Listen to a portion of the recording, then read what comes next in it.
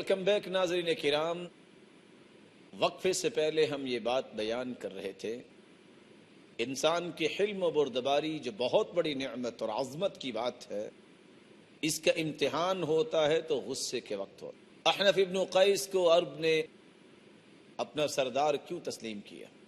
بیان کرنے والا بیان کرتا ہے کہ مجلس لگی ہوئی ہے، احنف ابن قیس اپنی قوم سے مخاطب ہے، ایک نوجوان اٹھا جس کو تیار کیا گیا تھا کہ آج حلم و بردباری احنف کی دیکھی جائے گی کہ وہ کتنا حلم و بردباری اختیار کرنے والا، جس کو تیار کیا گیا تھا کہ تم سوال کرنا اور ہم حلم و بردباری کو آج دیکھیں گے کہ کس طرح احنف ابن قیس اختیار کرتا ہے۔ نوجوان کہتا ہے مجھے آپ کی والدہ سے شادی کرنی ہے۔ احنف ابن قیس کس طرح جواب دیتا ہے؟ کہا سنو بیٹا، اس طرح کی باتیں مجلسوں میں نہیں ہوتی، گھروں میں بیٹھ کے کی جاتی۔ کہا نہیں، یہاں ہی جواب دو۔ کہا بیٹا اگر تم اصرار کر رہے ہو تو میری رائے یہ ہے کہ تم میری والدہ سے شادی نہ کرو، وہ بوڑھی عورت ہے، تمہاری خدمت نہیں کر سکے گی، تم کسی کنواری عورت سے شادی کرو۔ کہا نہیں، مجھے آپ کی رائے پسند نہیں۔ کہا اگر تم پھر بھی اصرار کرتے ہو تو میں اپنی والدہ سے مشورہ کروں گا۔ وَالسَّيِّبُ تُعَرِّبُ عَن نَفْسِهَا، ایسی عورت جس کا خامد فوت ہو جائے یا وہ مطلقہ ہو تو پھر اس کی رائے لی جاتی ہے، میں یہ پہلو اس کے سامنے پیش کروں گا، اگر وہ راضی ہوگی تو ٹھیک، وگرنہ پھر آپ کی قسمت۔ یہ جواب تھا جس وجہ سے عرب نے اس کو اپنا سردار تسلیم کر لیا، اور سب سے بڑے سرتاج محمد الرسول اللہ صلی اللہ علیہ وسلم جیسے کمانڈر اللہ رب العزت نے آج تک پیدا ہی نہیں کیے۔ ابو ہریرہ رضی اللہ تعالی عنہ سے مروی ہے ان رجلا اتى النبي صلی اللہ علیہ وسلم يتقاضى فاغلظ فهم به اصحابه، رسول اللہ صلی اللہ علیہ وسلم کے پاس ایک شخص آیا اور آ کے بہت بری باتیں کرنے لگا اور تقاضا کرنے لگا کہ میرا قرض واپس کیجیے۔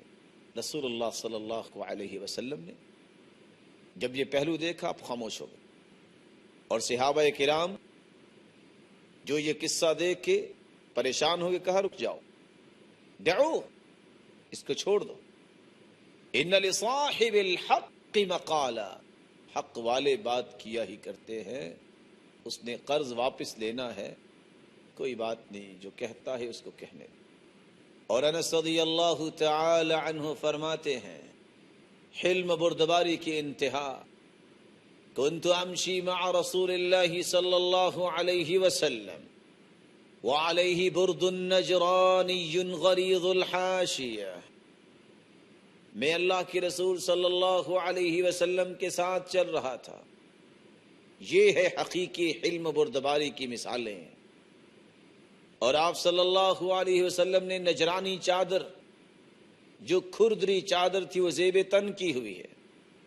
فَأَدْرَكَهُ أَعْرَابِيٌّ، ایک دیہاتی آیا، فَجَبَزَ بِرِدَائِهِ جَبْزَةً شَدِيدَةً، اور اس نے زور سے اس چادر کو کھینچا، حَتَّى نَظَرْتُ إِلَى صَفْحَةِ عَاتِقِ رَسُولِ اللَّهِ صلی اللہ علیہ وسلم، میں نے آپ صلی اللہ علیہ وسلم کے کندھوں کی طرف دیکھا، آپ کے کندھے مبارک قد اثرت بہما حاشیۃ البرد من شدت جبزتہ، دونوں کندھوں پہ چادر کو زور سے کھینچنے کی وجہ سے نشان بن چکے ہیں۔ اور کیا کہتا ہے؟ صحیح بخاری کی روایت ہے، یا محمد صلی اللہ علیہ وسلم مر لی من مال اللہ الذی عندک، جو مال آپ کے پاس ہے مجھے بھی دو، حکم دو کہ مجھے ملے، یعنی جو مال آپ کے پاس ہے وہ صرف آپ کا نہیں، میرا بھی ہے۔ ایک لمحے کے لیے سوچئے، آج مجھے اور آپ کو اگر کوئی اس طرح گریبان پکڑ کے کہہ دے تو کیا کہیں گے؟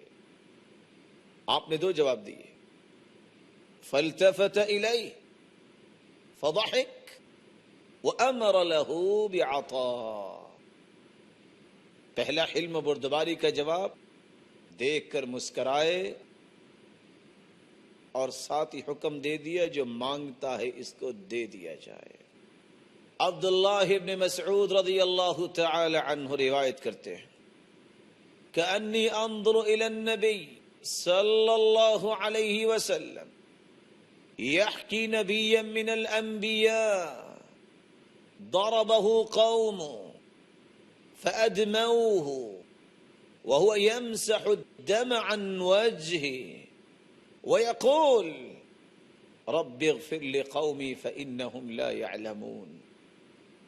عبداللہ ابن مسعود رضی اللہ تعالی عنہ فرماتے ہیں میں اللہ کے رسول صلی اللہ علیہ وسلم کی طرف دیکھ رہا تھا جو انبیاء میں سے ایک نبی کی حکایت کر رہے تھے جس نبی کو خون و خون کر دیا اس کی قوم نے، اور وہ اپنے چہرے سے خون کو صاف کر رہے تھے اور یہ کہہ رہے تھے رب اغفر لقومی فإنہم لا يعلمون، اے اللہ اس قوم کو معاف کر دے یہ جانتے نہیں۔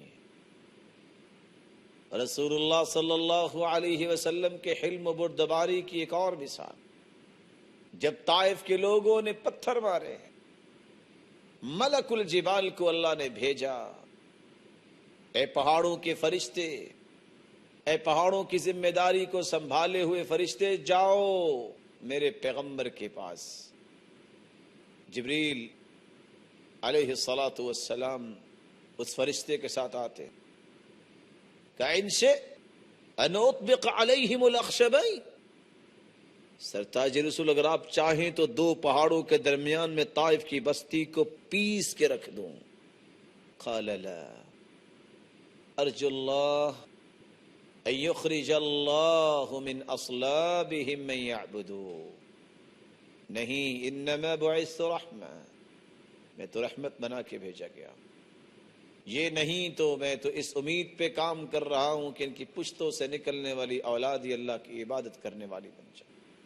عبداللہ ابن ابی بکر رضی اللہ تعالی عنہ عرب کے ایک شخص سے روایت کرتے ہیں زحمت رسول اللہ صلی اللہ علیہ وسلم یوم حنین، حنین کے دن میرے پاؤں میں لوہے کی جوتی تھی، وفی رجلی نعل کثیفہ فوضعت بنعلی علی رجل رسول اللہ صلی اللہ علیہ وسلم، میرے پاؤں میں تو لوہے کی جوتی تھی، بھیڑ اتنی ہوگی پتہ نہیں چلا میرا پاؤں آپ کے پاؤں پہ آ گیا۔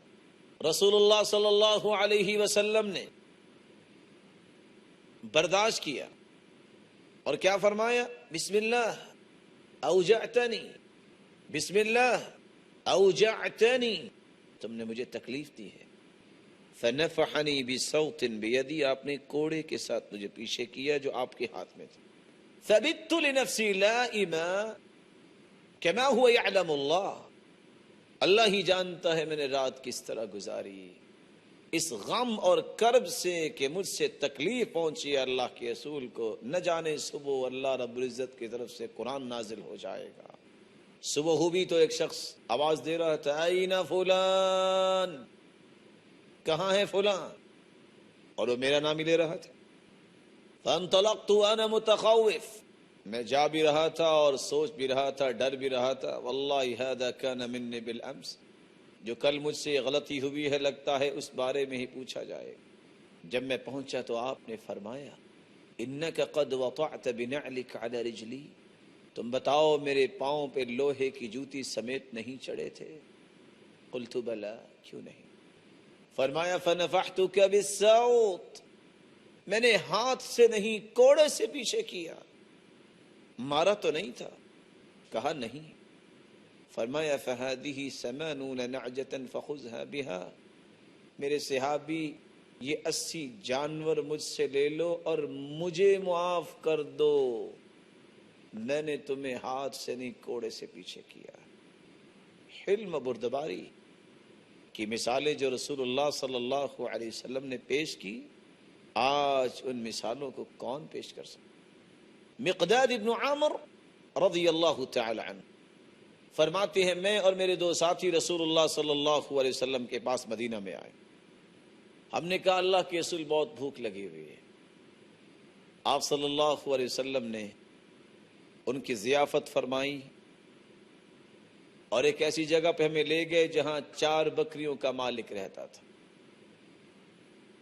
اور اس نے چاروں کے درمیان ایک ایک بکری تقسیم کر دی کہ اس کا دودھ آپ دھو لیا کرو اور پی لیا کرو۔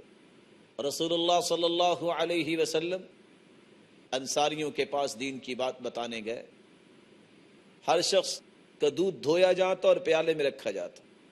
اللہ کے رسول صلی اللہ علیہ وسلم کے لیے دودھ دھویا اور پیالے میں رکھ دیا۔ آپ کچھ لیٹ ہو گئے۔ میں نے سوچا کہ کسی نے ان کی خدمت کر ہی دی ہوگی، مجھے بہت بھوک لگی ہے، میں یہ دودھ پی لیتا ہوں۔ پھر سوچا نہیں، اللہ کے رسول کا حصہ ہے، میں نہیں پیوں گا۔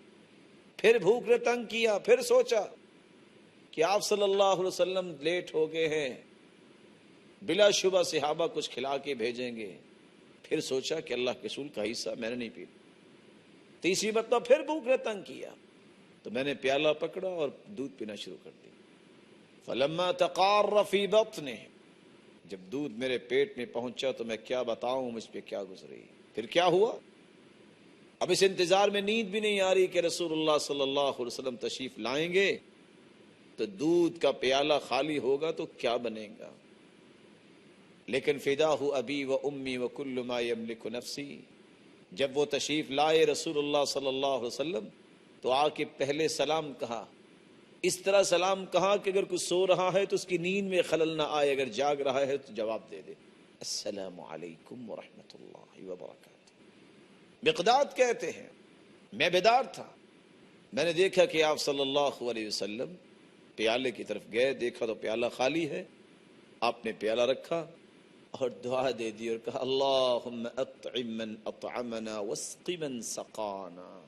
محروم ہے، کچھ نہیں ملا، محرومی کے باوجود بھی دعا دے دی، برداشت کیا۔ صحابی اٹھے کہ آج اس دعا کو میں نے اپنے اوپر ثابت کرنا ہے۔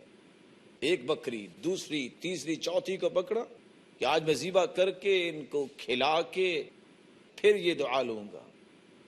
دیکھا تو چاروں کی چاروں بکریاں دوبارہ دودھ دینے کے لیے تیار ہیں۔ یہ اللہ کے رسول صلی اللہ علیہ وآلہ وسلم کے لیے معجزہ تھا۔ اللہ نے ایک ہی رات میں ان بکریوں کو دوبارہ دودھ دینے کے لیے تیار کیا۔ دودھ میں لے کے آیا، میں نے کہا اشرب یا رسول اللہ، آپ پیئے۔ کہا تم پیو، اور میں مسکرا رہا تھا۔ حتی القیت علی ظہری، میں ہنستا ہنستا گر گیا۔ فرمایا احدی سوآتک یا مقداد، مقداد مسئلہ کیا ہے بتاؤ تو صحیح۔ کہا اللہ کے رسول پہلے دودھ پیئے پھر بتاؤں گا۔ جب دودھ پیا تو میں نے پھر بتایا۔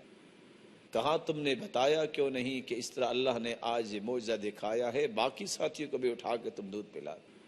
خالی پیالہ دیکھ کر بھی اللہ کے رسول کے حلم کی اور بردباری کی کیفیت دیکھیے، پھر بھی دعا دے دی۔ اللہ رب العزت سے دعا ہے اللہ رب العزت ہمیں بھی حلم و بردباری کی توفیق عطا فرمائے۔ وآخر دعوانا الحمد للہ رب العالمین۔